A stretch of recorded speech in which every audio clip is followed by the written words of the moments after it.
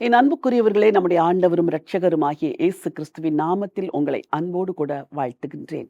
இந்த லெந்து காலம் முழுவதும் கர்த்தராகிய இயேசு கிறிஸ்துடைய பாடு மரணத்தை குறித்து நாம் தியானித்துக் கொண்டிருக்கிறோம். சிலுவையை பற்றிய உபதேசம் ரட்சிக்கப்படுகிறவர்களுக்கு தேவ பலனாய் இருக்கிறது, கெட்டுப் போகிறவர்களுக்கு பைத்தியமாய் இருக்கிறது. இந்த வார்த்தைகள், இந்த தியானம் உங்கள் வாழ்க்கையில தேவ பலனாய் இருக்கிறது என்று அறிந்து நான் ஆண்டவரை ஸ்தோத்திரிக்கிறேன். உங்களில் அநேகர் இந்த சிலுவை தியானம் மிகுந்த ஆசீர்வாதமாய் இருந்தது என்று தொலைபேசியில் சொன்னீர்கள். நீங்கள் வாட்ஸ்அப்பிலே பதிவிட்டிருக்கிறீர்கள். உங்களுக்கு மிகுந்த நன்றி. நீங்கள் பெற்ற நன்மைகளை இன்னும் எங்களுக்கு பதிவிட தவறாதிருங்கள். நம்முடைய ஆண்டவர் இயேசு கிறிஸ்து சிலுவையில் அறையப்பட்ட பின்பு அவரை கல்லறையில் வைத்தார்கள். அந்த ஒரு நாள் அது அவருடைய மக்கள் எல்லாரும் துக்கத்திலும் துயரத்திலும் மூழ்கி போன நாளாயிருந்தது. கல்லறை மூடப்பட்ட நாளாயிருந்தது. பகைஞர்கள் களி கூர்ந்த நாளாயிருந்தது. பரலோகம் மௌனமாய் இருந்ததை போல் இருந்தது. ஆனால் அங்கே ஒரு சம்பவம் நடந்தது. அதை நான் உங்களுக்காக வாசிக்க விரும்புகிறேன். 27ஆம் அதிகாரத்தின் கடைசி வசனத்தை வாசிக்க விரும்புகிறேன். அவர்கள் போய் கல்லுக்கு முத்திரை போட்டு காவல் வைத்து கல்லறையை பத்திரப்படுத்தினார்கள். சேவகர்கள் என்ன செய்கிறார்கள்? கல்லுக்கு முத்திரை போட்டு கல்லறையை பத்திரப்படுத்தினார்களாம். முத்திரை போட்டால் யாரும் அதை திறக்க முடியாது. ஏனெனில் அது அரசாங்க முத்திரை. எவராலும் அதை திறக்க முடியாது. கல்லறையை பத்திரப்படுத்தினார்கள். எப்படி?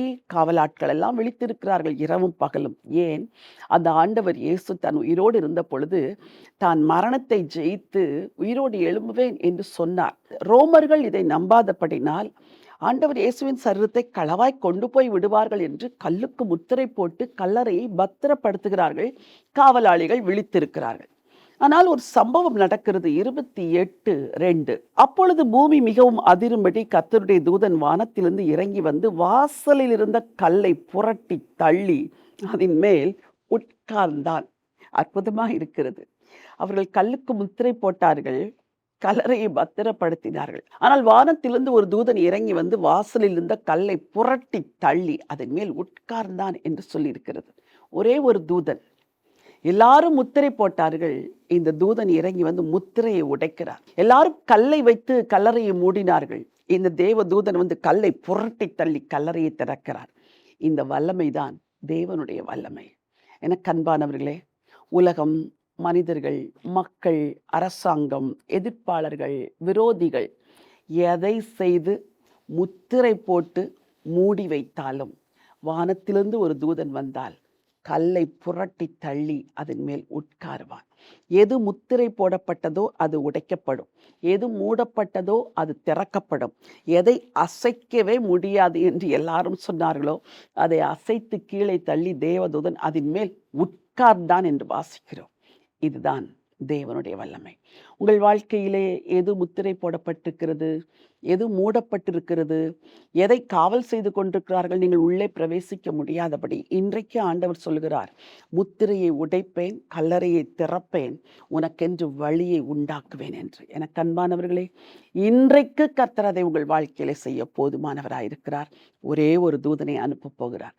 விசுவாசிகள் ஆண்டவர் பெரிய காரியங்களை செய்வார். பரலோகத்தின் தேவனே, பரிசுத்த பிதாவே, நன்றி நிறைந்த உள்ளத்தோடு உம்மை ஸ்தோத்திரிக்கிறப்பா. மனிதர்களால் முத்தரிக்கப்பட்டது, மனிதர்களால் காவல் போடப்பட்டது, எங்களாலே திருப்பவே முடியாது, புரட்டவே முடியாது என்று நினைத்தவைகளை எல்லாம் நீர் ஒரே நொடியிலே புரட்டி தள்ளுகிறவர், திறந்து போடுகிறவர் அப்பா.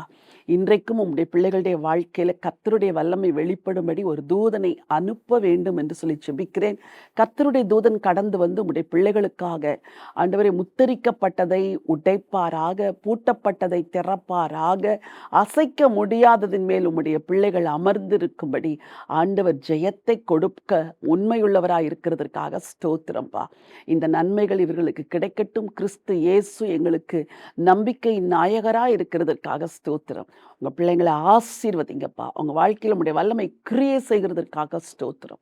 ரட்சகர் இயேசுவின் மூலம் பிதாவே, ஆமென். பிரியமானவர்களே, முடியாதவைகள் எல்லாம் முடியும் இந்த ரட்சகர் இயேசுவினால். ஒரே ஒரு தூதனை உங்களுக்காக இன்றைக்கு அனுப்புகிறார். அந்த தூதன் உங்களுக்கு பெரிய காரியங்களை செய்வார். நம்பிக்கையோடு இந்த நாளை துவங்குங்கள். இந்த நாள் ஒரு வெற்றி நாள். God bless you.